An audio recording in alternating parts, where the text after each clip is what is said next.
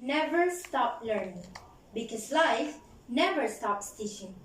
Students come from many different backgrounds from all over the world. Yet, most of us are learning using the same method, online classes. This is due to the COVID-19 pandemic that has hit the world, leaving us no choice but to find an alternative in which we remain educated.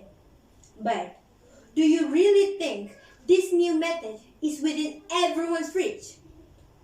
A good fellow of mine once told me that he had to walk almost a kilometer every day to get access to the internet.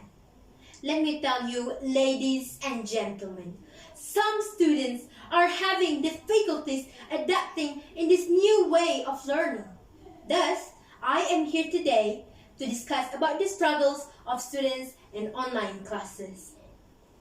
First and foremost, technological problems. The most important thing for online classes is, of course, a device. How can this be a problem? There are many answers for that. For instance, income sources, the number of family members, and internet connections. It is widely known that a device, even a smartphone, is quite expensive. For a family that has lesser incomes, it might be quite difficult for them. Staying at home will undoubtedly cost more than usual. They have to consider spending money for other purposes too, such as food, groceries, and other necessities. This problem is notably related to the second one, the number of family members. A family of many, even if one manages to buy a device or two, it will not be enough for everyone. Therefore, they must share with each other. Must I remind you, nowadays, online class periods for primary and secondary schools are not much of a difference. Hence, the time would be overlapped. And of course, how can two persons or more share one device at the same time? Under different circumstances, if one shares a device with his parent, he would have to wait for the parent to be home to be able to do his assignments. Apart from that, internet connection is and remains the biggest challenge of a student. Sometimes the internet suddenly disconnects without any particular reason. Let me share with you my own personal experience. I was in a meeting, a rather important one, considering I had to present along with my friends, when suddenly the internet was disconnected. It happens sometimes, and it annoys me still, but my point being, it is inevitable.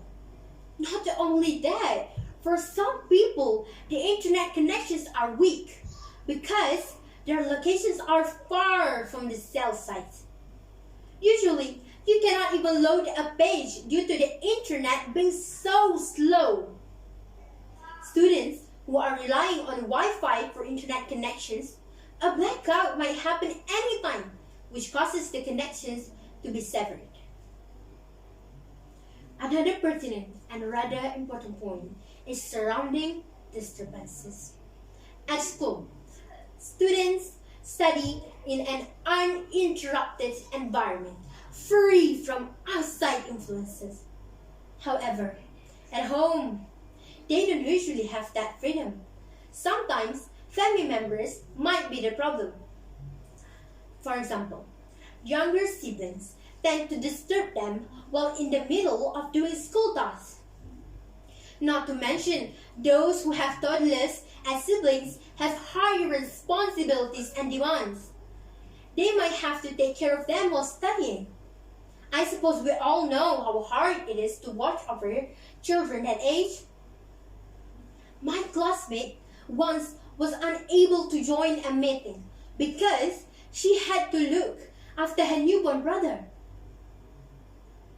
Additionally, people that live in the cities or countryside might have problems with unwanted sounds. For those in cities, they are affected by the sounds of cars, traffic, and construction sites. Undoubtedly, these disruptive noises will make it hard to concentrate. It can also lead to infuriation, thus losing one's motivation to learn. Students who live in rural areas find themselves facing the sounds of animals, agriculture, and many more bothersome noises. Once viral, a secondary school student was recording a speech when a rooster crowing was accidentally inserted as well, causing him to have to retake the speech. Who knows how many times he had to wreck it before achieving the perfect results? And sometimes the real problem is pointed to the students themselves, as the most significant problem is the lack of motivation. This is a problem faced by most. At school, students are often encouraged by the teachers to study hard and do their works. Some even look to inspirations in friends, uplifted when seeing them worked hard.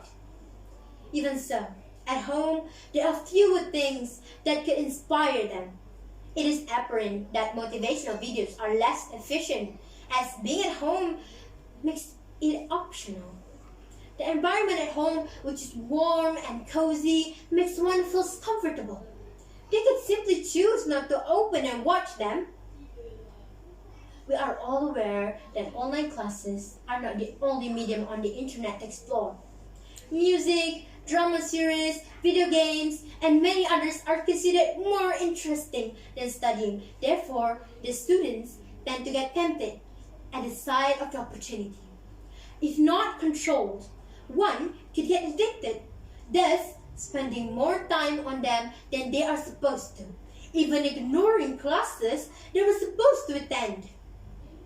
Over time, they became acclimated to the habit, which resulted to their studies being abandoned. Without proper monitoring and self-motivation, the outcome of online classes will be worse than expected.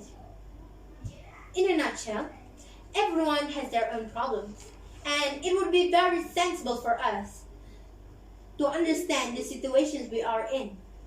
Nevertheless, this should not be made as excuses for students to neglect their duties and responsibilities. The capacity to learn is a gift. The ability to learn is a skill. The willingness to learn is a choice. Where there's will, there is a way. Thank you.